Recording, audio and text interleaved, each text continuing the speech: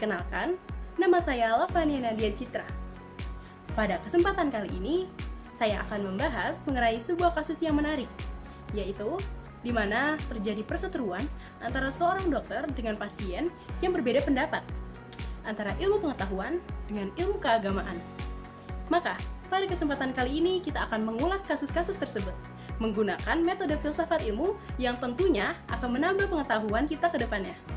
Sebelum itu, saya akan membahas mengenai peran filsafat ilmu dalam menjembatani ilmu kedokteran dan juga dengan keyakinan agama.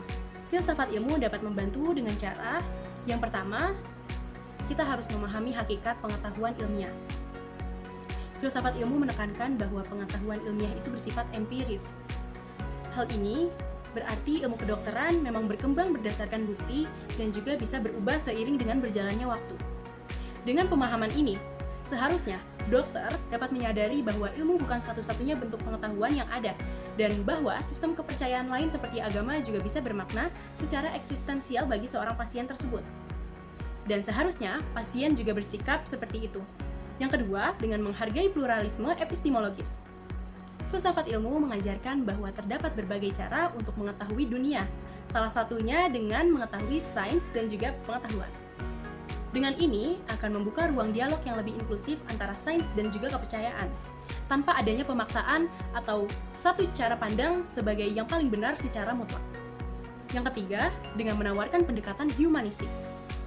Melalui pendekatan seperti humanistik tersebut, dokter dan pasien harusnya berusaha menafsirkan makna di balik kepercayaan, sehingga nantinya akan terjalin komunikasi dengan empati, bukan hanya dengan data dan juga pengalaman. Yang selanjutnya kita akan membahas mengenai sudut pandang epistemologi, hakikat, sumber, dan kebenaran dari ilmu.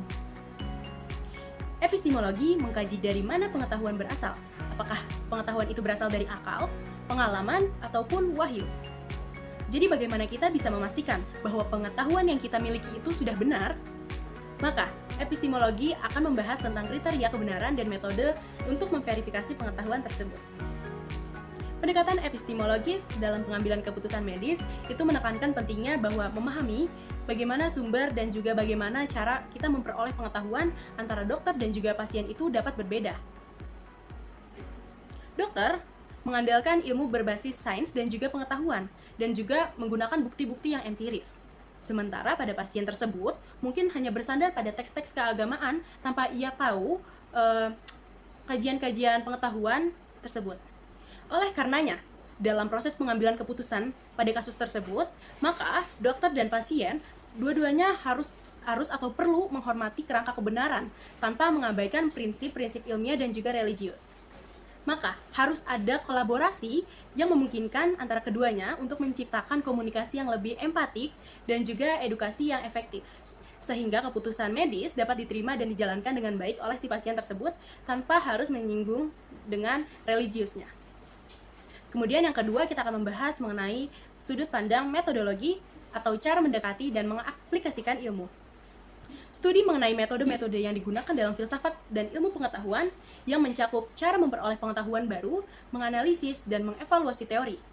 Dari aspek metodologi kasus tersebut, maka pengambilan kasus atau pengambilan keputusan medis yang efektif itu memerlukan pendekatan yang sesuai dan juga adaptif, atau bisa dengan cara berdialog antara dokter dan juga pasien tersebut. Metode komunikasi yang hanya menggunakan satu arah saja itu akan cenderung lebih susah diterima, terutama yang pada pasien tersebut yang memiliki latar belakang yang kurang memahami ilmu pengetahuan. Oleh karena itu, pada kasus tersebut dapat menggunakan berbagai pendekatan yang menarik, partisipatif, yang melibatkan antara pasien dan juga dokter, serta dengan penyampaian informasi medis yang dapat dipahami dan sesuai dengan nilai-nilai spiritual yang dianut oleh pasien tersebut. Kemudian, jika kita melihat pada aspek aksiologi, yang dilihat yaitu nilai, tujuan, dan etika dalam ilmu pengetahuan. Peran keputusan dari aspek aksiologi menekankan bahwa ilmu selalu terkait dengan nilai-nilai kemanusiaan. Dalam dunia medis, tujuan utama seorang dokter itu tidak hanya untuk menyembuhkan pasiennya, tetapi juga untuk menjaga martabat, hak, dan juga kenyamanan dari si pasien tersebut. Namun, dalam situasi kasus tersebut, dokter tidak hanya dituntut untuk bertindak secara profesional, tetapi juga secara etis harus dimiliki oleh seorang dokter, yaitu memiliki etika. Etika medis menjadi pedoman dalam mengambil keputusan yang tetap dengan mempertimbangkan nilai-nilai kemanusiaan dan juga tetap pada religiusitas pasien. Jika kita lihat dari esensi masalah kasus ini yang masih berhubungan dengan aksiologi ialah, mari kita lihat dari esensi masalahnya. Kasus ini menunjukkan adanya konflik antara pengetahuan ilmiah dalam praktik medis dengan keyakinan agama yang dianut oleh pasien, karena ia beranggapan bahwa hanya dengan doa dan juga pengobatan tradisional yang sesuai dengan imannya itu sudah sangat cukup untuk mengobati penyakit yang ia alami.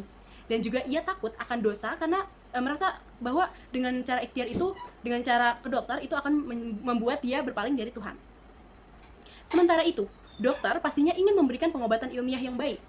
Pada kasus ini mencerminkan adanya perseteruan atau perbedaan cara pandang antara dua sistem pengetahuan, yaitu pada medis ilmiah dan juga keyakinan religius, yang memang pada umumnya sering terjadi pada kalangan dalam menentukan ilmu.